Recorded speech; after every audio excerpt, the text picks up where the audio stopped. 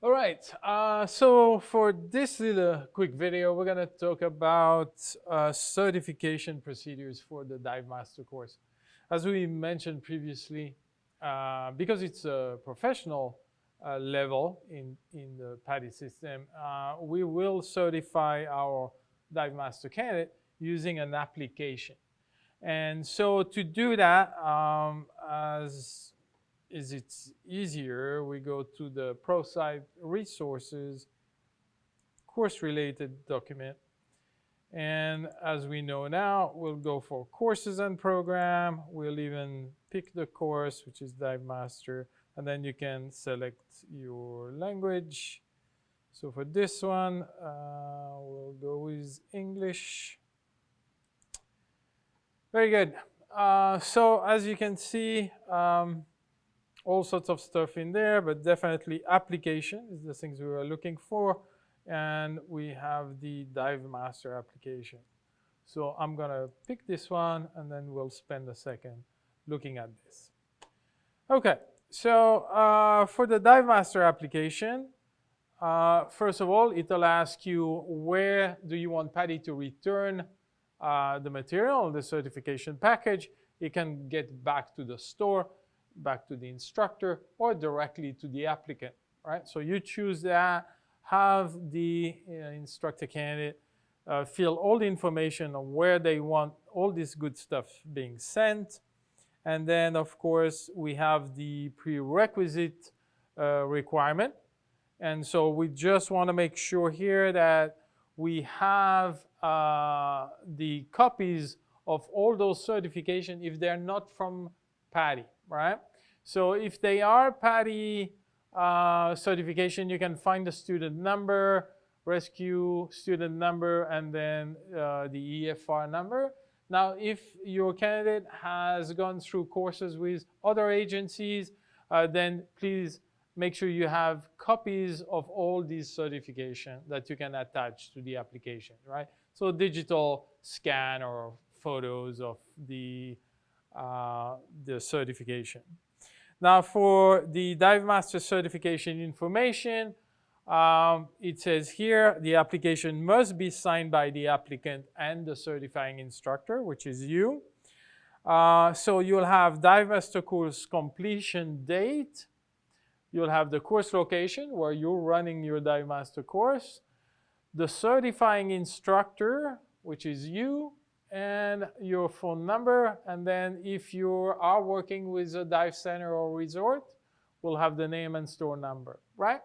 And then the membership agreement, right, that has been read by the applicant, so they're aware of all that now being a member, right? And there's very important information in there about making sure that they understand and agree that any criminal conviction on my part involving abuse of a minor or sexual abuse of an adult occurring either during or prior to my membership with PADI will be automatic ground for denial or termination of my PADI membership. So those are things that you need to point out as your candidate apply to become a PADI member, and you need to be very transparent about that, right? If it's an issue, then it's an issue, and they need to know that. And if it's not, then it doesn't matter. So make sure you point that out, and then at this point, they can then sign the application and date it, right?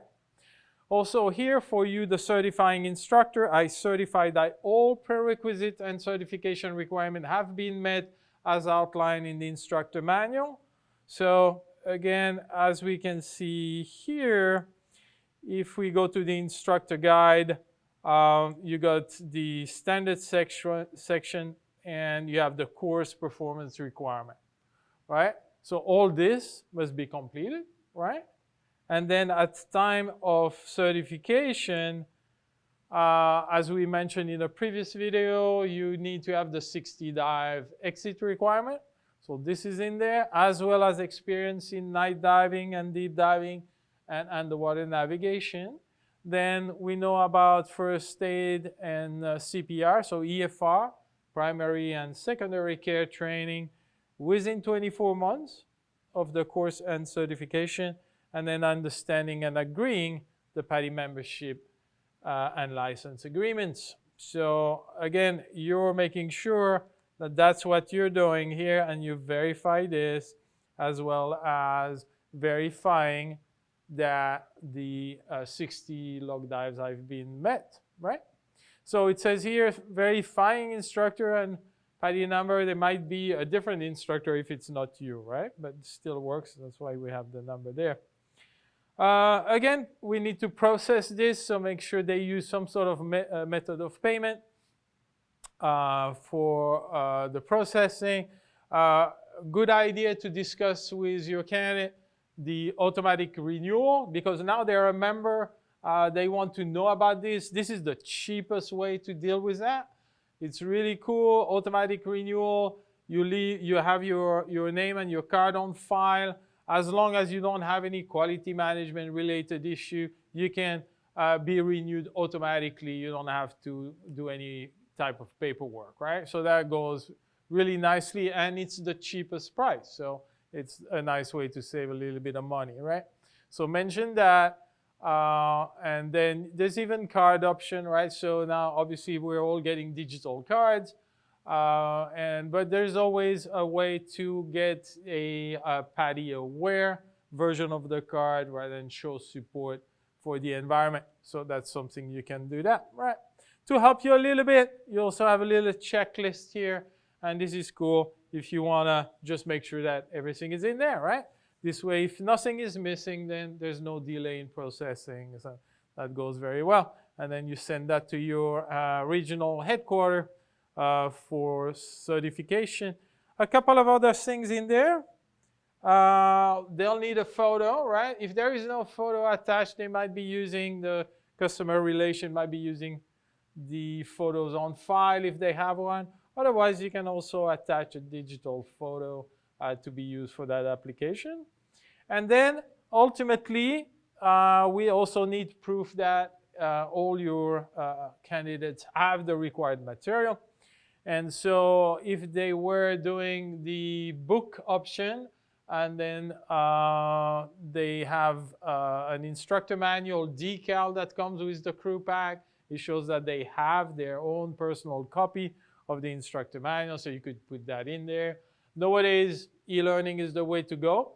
And so with e-learning, you're gonna put the e-learning product code right there. So I'll show you how to find that.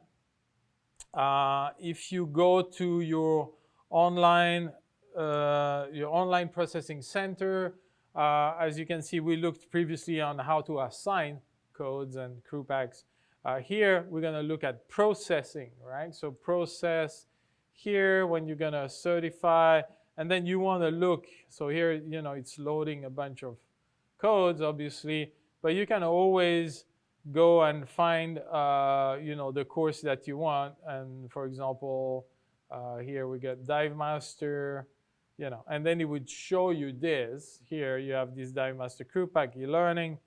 You got the name of the person. And then here you've got this, right? And this is your e-learning code, right? So you can basically just copy this.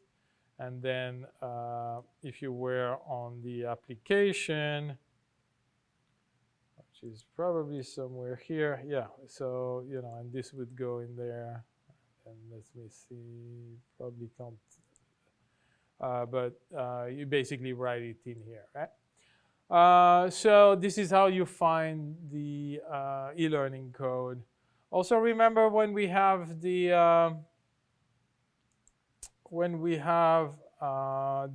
e-record, right? So for the e-record, again, if you go into your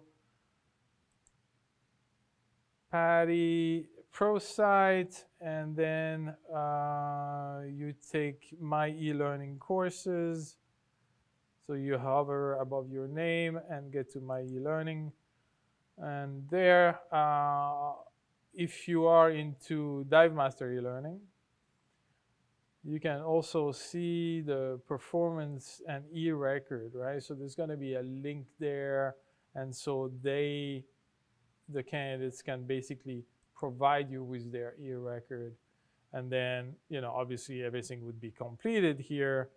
And so this is a copy of what you need to have as well, is your e-record, right? Also, on the e-record, you have that code, right? So the same code I was showing you, is going to show up there. So that's 2 ways to find your code to put on the Divemaster application. Very good.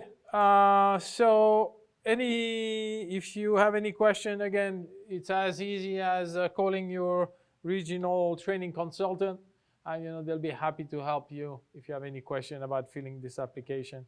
But yeah, when you fill the application, you'll see that if you take the time to make sure everything's there, the processing will go really fast, and your candidate will receive their card very soon. All right, thank you.